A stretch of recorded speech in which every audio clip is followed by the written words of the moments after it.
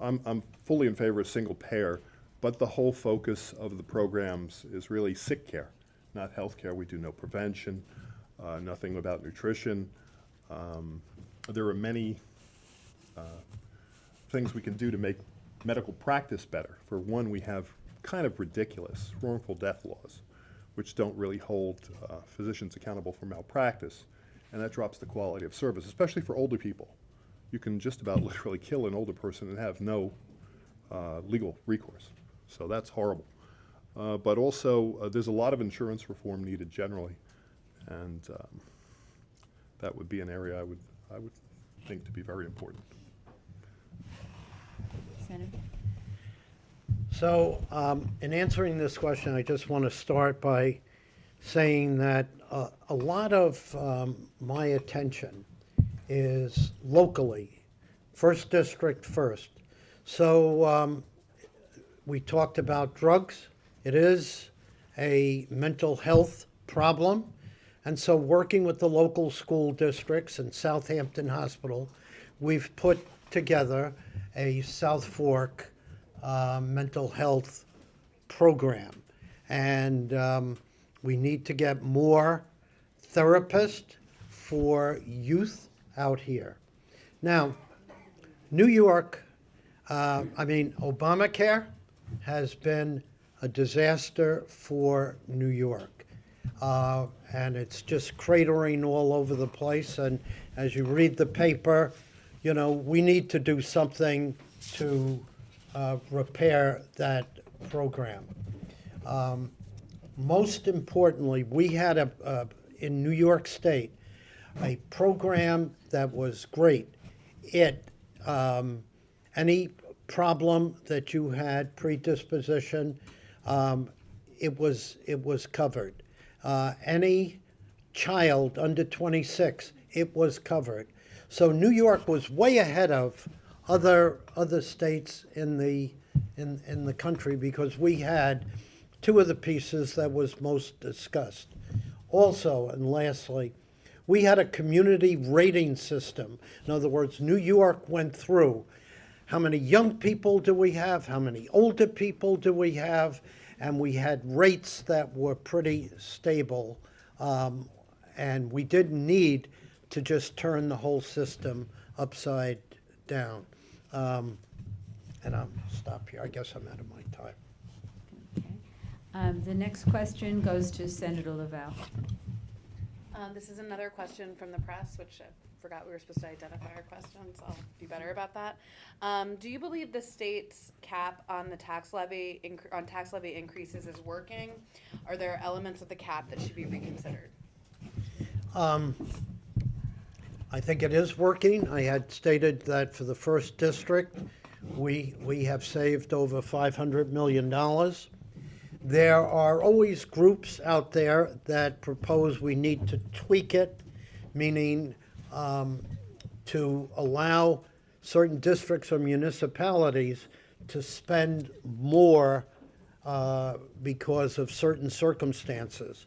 My feeling in general is once you do that, we're off to the races, and then the tax cap will not be as effective as it presently is. So I'm against, tweaking it and so forth, because it's working for the taxpayer who is really overburdened.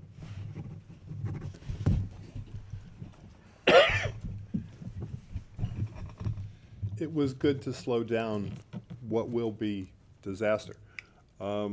We simply can't afford to continue to pay taxes at the rate we've been paying in this state. Of course, right now we're in Bridgehampton. It's a fairly affluent section of the first district. But we have to remember that if we go to the western part of the district or other parts of Long Island, we are losing not just houses, but we're losing blocks at a time. So we have a very, very serious tax problem, economic stimulus problem.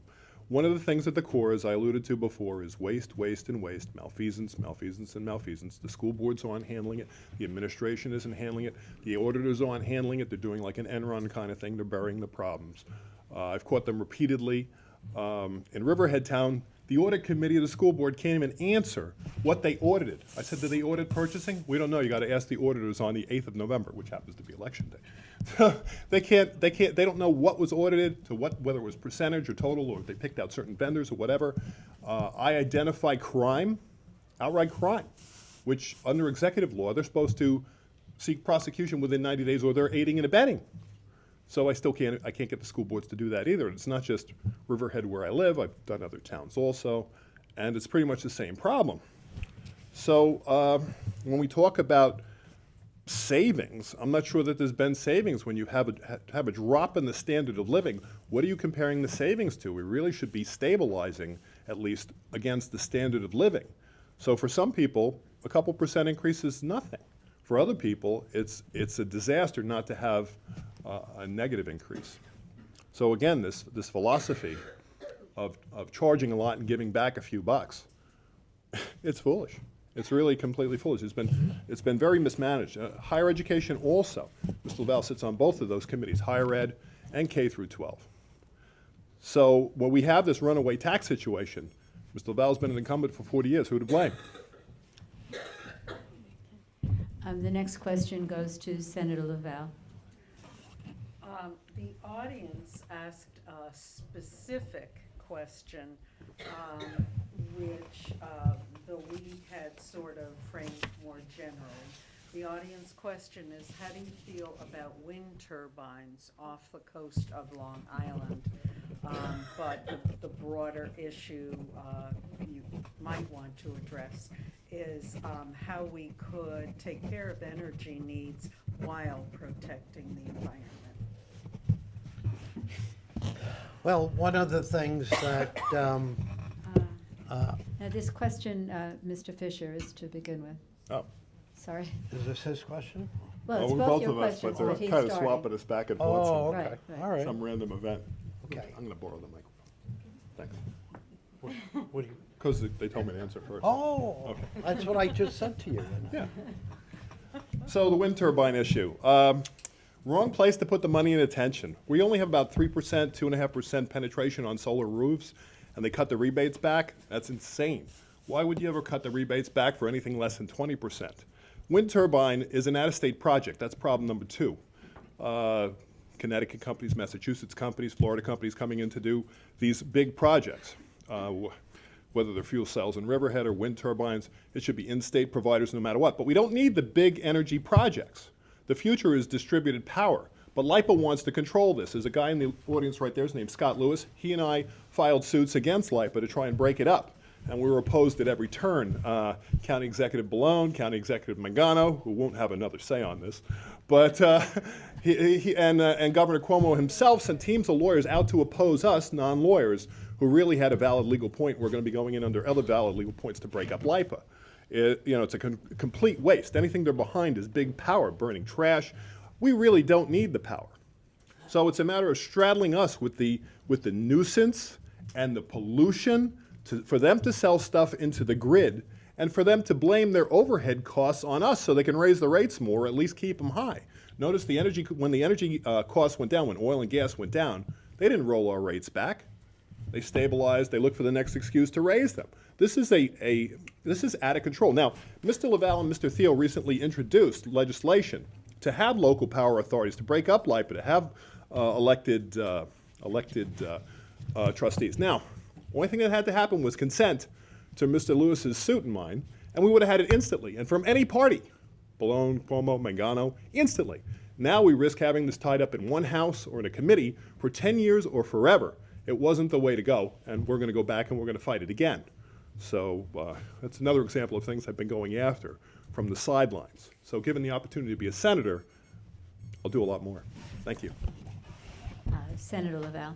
One of the things I wanted to say is that waste, fraud, and abuse is something that cannot be tolerated at any level. Our system of government is so that individuals such as local DAs, federal prosecutors, the controller, the attorney general, that's one of their charges, to make sure that this does not happen. We need people to say, there's waste, there's fraud, there's abuse, let's go after them. And we do that. I do that from time to time as part of my responsibilities. The wind power is something that I have supported, and I believe it will happen. The governor was supportive, and then there was a long delay, and I think he's back on board to have that project move forward, which will be closer to the Rhode Island coastline than New York. We have to use solar energy. We also need fossil fuel energy because the wind's not always blowing, the sun is not always shining, so we have to make sure that we have an adequate plan. I get very, very nervous with some of the solar companies who've become very aggressive, and sometime I think they're skating along a line of that is questionable. And recently, up the other end of the district in Shoreham, there was a proposal to take a coastal forest preserve and just denude it and put in a solar farm. And if you looked at the territory and the terrain, it would have been so difficult. So we have to be vigilant, but the answer to the question is yes, I support wind power. I like the biopower. Mr. Fisher has purchased a very inexpensive card for 1 minute to rebut. Yes, if we notice something, Senator LaValle talked about prosecution and named state actors. If we notice something that the state actors don't prosecute anybody, we have the feds coming in with the cape on, acting like Superman, to prosecute officials that are reckless or corrupt, taking bribes. So that doesn't happen. The Attorney General's first duty is to defend the state. So when anything happens, they're always looking for the cover story, and they're defending the state. And Scott and I found that personally when we discovered they were burning radioactive oil at some of the LIPA power plants, and it's in our papers. It got buried in the Moreland panel eventually, but we didn't get any justice. As well, the DAs, forget it. Really, really forget it. Whether it's school malfeasance or other things we found, they don't pick it up. The comptroller, again, we're not getting the proper oversight, administration, and prosecution, and I blame the whole Assembly, I blame the whole Senate for that. We don't have a lot of heroes elected to these legislatures, and you need to start to elect heroes to stop this endemic problem of no oversight and no enforcement. Thanks. The next question goes to Senator LaValle. Just going back to education a little bit, after talking about the state tax cap, should there be consolidation among East End school districts? And if so, how can the state ease the potential tax burdens associated with consolidation? I have been probably one of the most aggressive senators trying to consolidate, merge, bring districts together. I always thought most people had a good kindergarten experience, that they knew how to share. Not really. People want what they want. We had an opportunity, Tuckahoe and Southampton, and a lot of time and effort was spent on that. We should probably have Springs, East Hampton, or even Amagansett, Montauk, Springs, have one district for all of East Hampton. And I've been out there trying and have legislative proposals to try and create a central high school district, a regional high school district, many different variances, but the whole thing is to look at the cost, look at the quality of education. Now, I was successful in doing that with Eastport South Manor, and that was the last district to be consolidated. And we also brought Little Laurel into Cutchogue-Mattituck. So it can be done, but I will tell you, communities want their own, they want a community school, they want their own district. Mr. Fisher? Thank you. Yeah, I would be in favor of some consolidation, not just school districts, but fire districts. One of the problems is we lack sometimes reasonable standards. Many school districts have 9 periods, many have 8 periods. When I actually ran for school board, so I researched different school districts in depth, and I found the 9-period schools to be higher rated overall. As well, they have an opportunity to put kids that were weak in English, for example, in a double English class. They also then had the luxury to start to do Spanish language, history, and science, and mathematics, so they could have the Spanish language kids take those courses, so they weren't learning both English and Spanish at the same time. They made available to the English-speaking kids to go into those classes if they wanted to, and believe it or not, when they did that, there were waiting lists. So there's a lot of information that's not getting out between the school districts, and I point to Riverhead as an example. They have a similar demographic to Brentwood and Bayshore, a lot of South American kids, Central American kids. Bayshore Brentwood is rated number 46 in the state. Riverhead is number 269 and is a failing school district and just went into a focus status where they're in serious, serious trouble. So we're not getting the right oversight again. Senator LaValle sat on both education committees for a very long time, 40-year incumbent, who do we blame? So this, again, requires leadership, and we're missing the boat on what's best for our kids. The next question, we start with Mr. Fisher. Okay. Do you support the New York State Senate's refusal to consider a statement of support for Roe v. Wade?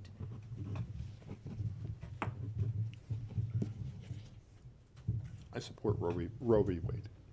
And so I would not support a position to refuse. I think it's a double negative. Position is to affirm it. Oh, Did position I to affirm? say I it? would support a position to affirm. I definitely support Roe v. Wade and choice. There's not much more to add after that. Senator? I don't think that's an issue. Hasn't come up. New York actually has a stronger than Roe v. Wade, but what I do oppose is partial birth abortion. Okay. The next question goes to Senator LaValle. This is an audience question. Where do you stand on raising the age of juvenile offenders in New York State?